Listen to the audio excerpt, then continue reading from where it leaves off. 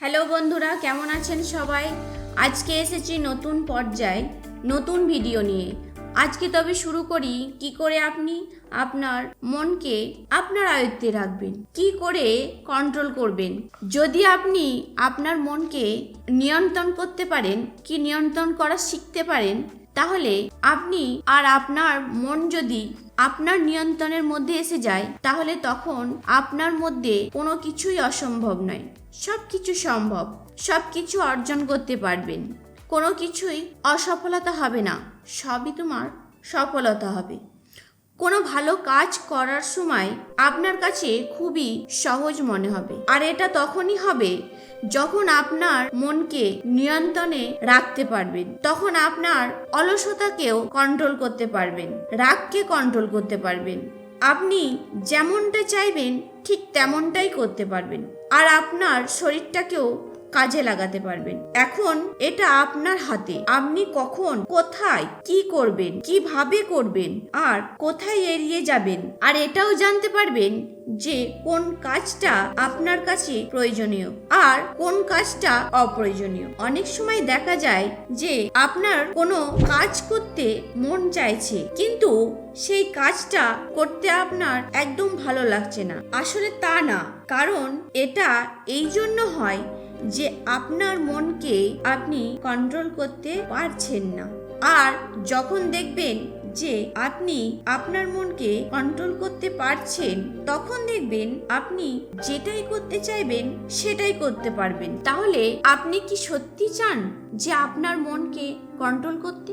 তবে শুনুন, আজকাল বেশিরভাগ মানুষ নিজের মনের আয়ত্ত থেকে সরে যাচ্ছেন, মনটাকে কন্ট্রোল করতে পারছেন না। তাই তো বলছি, সবার আগে মনকে নিয়ন্ত্রণ করতে শেখো, নয়তো এটাই আপনাকে কন্ট্রোল করবে। আপনাদের আশেপাশে এমন অনেক মানুষ আছে যারা সব সময় বলে যে তাদের নাকি কিছুই ভালো লাগে না, তাদের নাকি শুধু মনে হয় সবকিছু ছেড়ে দিয়ে চলে যাবে অনেক দূরে, বহু দূরে, যেখানে তাকে কেউ চেনে না, কেউ জানে না। সে সেখানে গিয়ে নতুন জীবন শুরু করতে চায়, সে আর ফিরে আসতে চায় না এই জীবনে। আসলে তা না, তাদের সমস্যাটা হলো তাদের মনে। তাই তো বলছি, মনকে নিয়ন্ত্রণ করা খুবই জরুরি। নিজের মনকে কন্ট্রোল করতে হলে এই 4টি কথা আপনি মনে রাখবেন। এই কথাগুলি খুবই গুরুত্বপূর্ণ। আপনি যদি মনে করে রাখতে পারেন, কি নিয়ম মতো করতে পারেন, দেখবেন আপনার সমস্যাটা একটু হলেও হালকা হবে, আর দেখবেন আপনার পরবর্তীকালেও আপনারই ভালো হবে। তাহলে বলি, 1 নম্বর হলো অতিরিক্ত চিন্তা করা বন্ধ করুন, না হলে আপনারই ক্ষতি হতে পারে। খুব চিন্তা করলে দেখা গেছে শরীর খারাপ হবে, দেখবেন শেষ পর্যন্ত উঠে দাঁড়াতে পারবেন না। আবার দেখবেন চিন্তা করে করে জীবনটাই না শেষ হয়ে যায়। তাই বলি, চিন্তা করো না। 2 নম্বর হলো সব সময় হাসি খুশি থাকুন আর থাকার চেষ্টা করুন। সব সময় মন খারাপ করে বসে থেকো না। সব সময় মন খারাপ করলে তোমার জীবনটাই শেষ হয়ে যাবে। মুখ গোমরা করো না, কারণ আপনি যদি ভালো না থাকেন তাহলে অন্যরা কি করে ভালো থাকবে। তাই বলি, আপনি আপনার মনকে খুশিতে ভরিয়ে তুলুন আর অপরকেও হাসি খুশিতে রাখুন। 3 নম্বর হলো অতীতকে আঁকড়ে ধরে থাকবেন না, হিতে বিপরীত হতে পারে। তাই বলি, অতীতকে আঁকড়ে বেঁচে থাকার থেকে আপনি বর্তমানকে নিয়ে বাঁচুন, দেখবেন আপনি অনেক ভালো থাকবেন। কারণ অতীতকে মনে করতে করতে দেখবেন কখন যেন বর্তমানকে ভুলে গেছেন। তাই বলি, অতীতকে ভুলে যাওয়াটাই বেটার। অতীতকে মনে রেখে কোনো লাভ নেই। অতীতকে মনে রাখলে আপনার মন আরো খারাপ হয়ে যাবে।